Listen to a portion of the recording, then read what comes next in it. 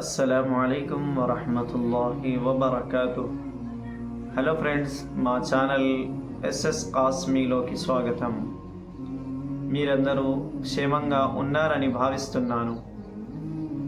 ఈరోజు మనం చాలా సుచితమైన అంశంపై వివరించుకుందాము.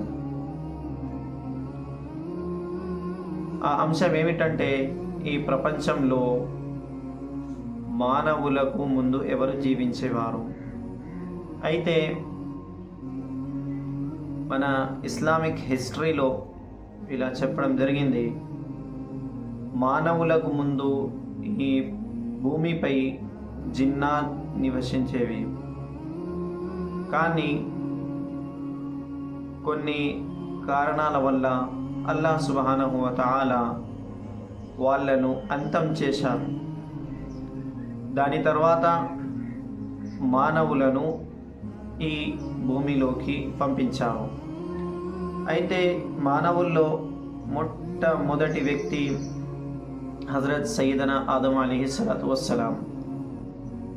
ఆయనను అల్లాహ్ సుబ్హానహు వ తఆలా ఎలా సృష్టించారు, ఎలా ఈ భూమిపైకి పంపించారు?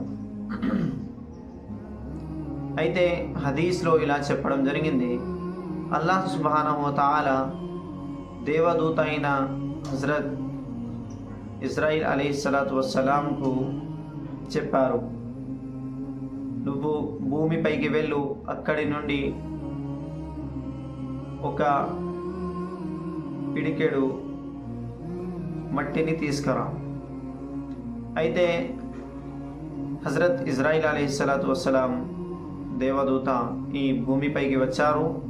వచ్చి ఈ భూమిపై ప్రతి మూల నుండి కొంచెం కొంచెం మట్టి తీసుకొని వెళ్ళారు అల్లాహ్ సుబ్హానహు వ తఆలా దగ్గరికి.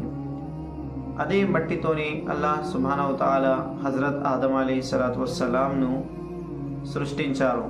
ఖురాన్ ఇలా చెప్తుంది, వలఖద్ ఖలక్నల్ ఇన్సాన మిన్ సులాలతిన్ మిన్ తీన్. ఆ నలుమూల మిట్టితో తయారు చేయడం వలన ఈ ప్రపంచంలో జీవించే మొత్తం మానవులు వేరువేరుగా ఉంటారు. కొందరు తెలుపుగా, కొందరు నలుపుగా, కొందరు లావుగా, కొందరు పొడుగ్గా, అలాగే కొందరు పొట్టిగా. ఆ మట్టి వేరే వేరే జాగల నుండి తేవడం వలన ఇలా జరిగింది.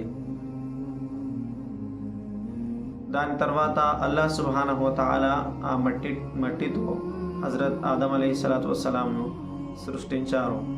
దాని తర్వాత వివరాలు మనం పార్ట్ 2లో వివరించుకుందాము. Thanks for watching. Subscribe to my channel for more videos. అస్సలాము అలైకుం.